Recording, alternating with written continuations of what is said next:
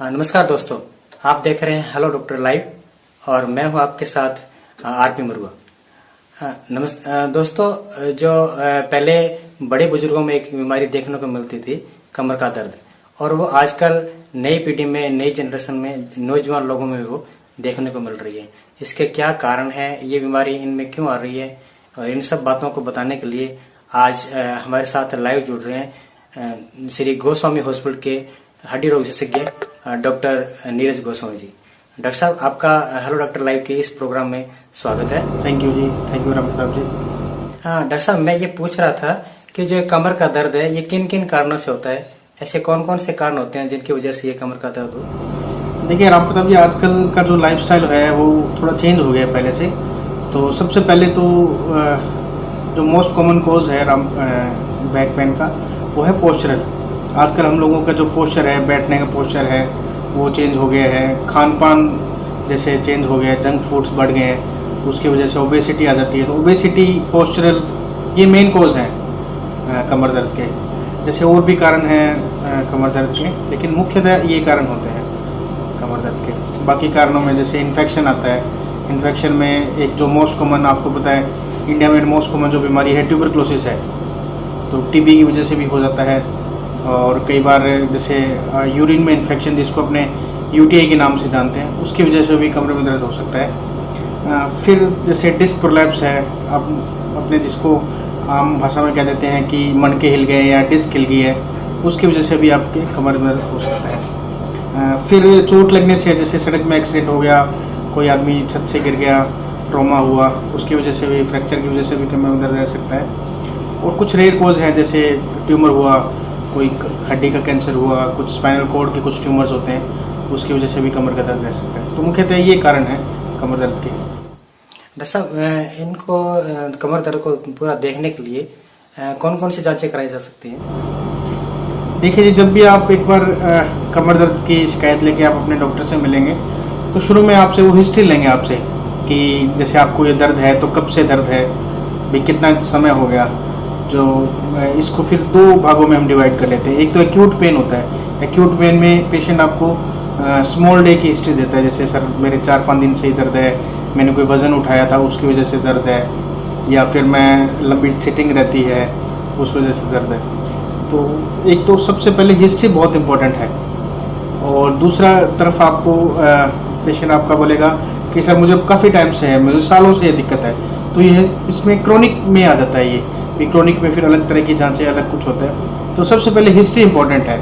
History important है। History में हम ये भी पूछते हैं कि आपको ये दर्द है दिन में ज़्यादा है या रात में ज़्यादा है। जब रात में ज़्यादा होता है तो उसका अलग कारण है, दिन में ज़्यादा होता है उसका अलग कारण है। तो सबसे पहले तो हिस्ट्री इंपॉर्टेंट है। उसके बाद एग्जामिन में उसके बाद जैसे एग्जामिनेशन होता है, फिजिकल एग्जामिनेशन होता है, भी पेशेंट को लेटा के चेक किया जाता है। SLR टेस्ट होता है, जिसमें पेशेंट की टांग उठा के हम टेस्ट करते हैं कि डिस्क की वजह से तो नहीं है, कोई न्यूरोपैथी तो नहीं डेवलप हो रही है। जैसे मैंने अभी ऊपर एक कारण बताया था आपको, PIVD, डिस्क प्रोलैप्स, मन के हिलना। उसकी वजह से कई बार क्या होता है कि दो हड्डी के बीच में एक गद्दी जैसी स्ट्रक्चर होती है, एक रचना होती है, जिसको हम डिस्क बोलते हैं। वो डिस्क कई बार बाहर आ जाती है अपनी जगह से, तो जो एडजेसेंट पास वाली नर्व रूट्स होती हैं उन पे इरिटेट करती है वो। तो उसका दर्द एक बार नीचे पैरों में आता है, पीछे जांघों के पीछे जा सकता है, पैरों की उंगली में सुन्नापन हो सकता है, थाई में, काफ में, आगे टांग में सुन्नापन हो सकता है। तो उसके लिए हम SLR टेस्ट करते हैं। फिर एक्सरे करवाते हैं। जैसे शुरू में हिस्ट्री ली, फिजिकल एग्जामिनेशन किया हमने, फिर एक्सरे करवाया पेशेंट का। एक्सरे में कुछ चीज़ें हैं, जैसे मस्कुलर स्पाज्म है जो पकड़ में आ जाता है, उसमें आपको स्पाइन स्ट्रेट हो जाता है। जनरली स्पाइन में कर्व होते हैं, जो अपनी पूरा स्पाइन है उसमें कर्व होते हैं, 2 कर्व होते हैं, तो वो कर्व स्ट्रेट हो जाते हैं। तो उससे पता लगता है कि आपका जो मस्कुलर स्पाज्म है उसकी वजह से आपको पेन हो रहा है। फिर रेयर कॉजेज में जैसे ट्यूबरक्लोसिस है या फिर PIVD है, किस लेवल की है, इसका ऑपरेट से संभव इलाज है या फिर कंजर्वेटिव है दवाइयों से, तो उसके लिए हम MRI भी करवाते हैं। तो ये इस तरह की जांचें मुख्यतः करवाता है कमर दर्द के लिए। डॉक्टर साहब, ऐसा अपने जो दैनिक जरिए में ऐसा क्या नहीं करें कि कमर दर्द हो ही ना? देखिए, सबसे पहले तो जैसे मोस्ट कॉमन कोज, मुख्यतः जो कारण मैंने बताया वो पोस्चरल है। भी आप अपने पोस्चर को चेंज मतलब अपनी जो दिनचर्या है उसको इस प्रकार से डालिए। अच्छा, बैठने और खड़े रहने की स्थिति। हाँ जी, बैठने और खड़े रहने की स्थिति। पोस्चरल मतलब मुद्रा, पोस्चर का मतलब होता है मुद्रा। आप किस कंडीशन में, आप किस तरह से आप खड़े होते हैं, किस तरह से आप बैठते हैं। लॉन्ग टाइम अगर आप सिटिंग कर रहे हैं तो आपकी कमर कैसे रह रही है, कमर स्ट्रेट रह रही है कि नहीं रही है। जैसे एक बीमारी होती है काइफोसिस, जिसको अपने हिंदी में बोलते हैं कुबड़ निकलना। तो कुछ लोग क्या करते हैं, बैठते टाइम कमर झुका के बैठते हैं, तो वो काइफोसिस डेवलप हो जाता है। काइफोसिस एक्चुअली मस्कुलर इम्बैलेंस के कारण जो स्पाइन में टेढ़ापन आ जाता है उसको काइफोसिस बोलते हैं। तो उस इस तरह की कंडीशन पोस्चर चेंज करके इससे बचा जा सकता है। दूसरा ओबेसिटी, जैसे आप नियमित व्यायाम करेंगे तो ओबेसिटी नहीं डेवलप होगी, फैट डिपॉजिट नहीं होगा। शरीर जितना हल्का रहेगा उतना स्पाइन पे लोड कम आएगा, जॉइंट्स पे लोड कम आएगा, मसल्स पे लोड कम आएगा। तो उसकी वजह से अपने इससे मुख्यतः अपने बच सकते हैं मदद से। ज़्यादा वजन ना होने दे बॉडी। हाँ जी, मेन पोस्चरल और ओबेसिटी मेन कोज है। दो मेन कोज है। हाँ डॉक्टर साहब, अगर कमर दर्द का मरीज आपके पास आता है तो आप उसको किस तरह से ट्रीट करते हैं? उसका जो इलाज है वो आप अपने तरीके से किस तरीके से करते हैं उसका? देखिए, शुरू में तो सबसे पहले मैं एक्सप्लोर करता हूँ, हिस्ट्री लेता हूँ अच्छी तरह कि पेशेंट को क्या मतलब कमर दर्द का कारण ढूंढने की कोशिश करता हूँ। फिर जैसे कुछ मरीजों के डिस्क वाली प्रॉब्लम निकलती है, कुछों के स्पाज्म निकलता है, तो स्पाज्म गर्म पानी का सेक, मसल रिलैक्सेशन देने से ठीक हो जाता है। जैसे कुछ लोगों की डिस्क निकलती है काफ़ी मतलब बड़ी, तो उसमें अपने क्या करते हैं कि कुछ मरीजों को स्टेरॉइड देने की ज़रूरत पड़ती है। जैसे कई मरीज आके मेरे को कहते हैं कि डॉक्टर साहब आपने तो स्टेरॉइड दिया है, तो स्टेरॉइड कोई जहर नहीं है, ये दवा है एक तरह की, लेकिन इसका इनअप्रोप्रिएट यूज़ जहर की तरह होता है। हम लोग क्या करते हैं कि जैसे स्टेरॉइड हमने दिया, फिर धीरे धीरे उसकी डोज कम करके टेपर करके उसको बंद कर देते हैं। लेकिन कुछ मरीज क्या करते हैं कि जैसे उनको आराम आ जाता है एक बार, फिर वो क्या सोचते हैं कि चलो अब डॉक्टर की दिखाने की जरूरत नहीं है, अपनी ये पर्ची से दवाई लो, और दवाई लेते रहते हैं लंबे टाइम तक।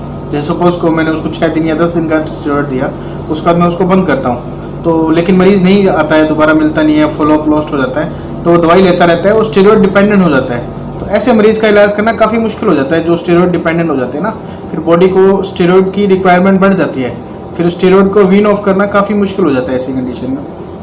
तो एक तो मैं इस तरह से इलाज करता हूँ। दूसरा जैसे फिजियोथेरेपी है, बैक स्ट्रेंथनिंग एक्सरसाइज है, कुछ 3-4 तरह की एक्सरसाइज होती है, वो मरीज को बताते हैं। फिर जैसे कई मरीज होते हैं जिनको फिजियोथेरेपिस्ट को के पास अपने को रेफ़र करना पड़ता है, कि जैसे कि ट्रैक्शन लगवाने के लिए लंबर ट्रैक्शन लगता है, दोनों पैरों में ईंटों लगा के खिंचाव लगता है ना। हाँ जी, एक टेंस होता है, टेंस नाम का उपकरण होता है फिजियोथेरेपिस्ट के पास, तो उससे भी काफ़ी कमर दर्द में राहत मिलती है। तो उस तरह से कमर दर्द का अच्छे इलाज किया जाता है।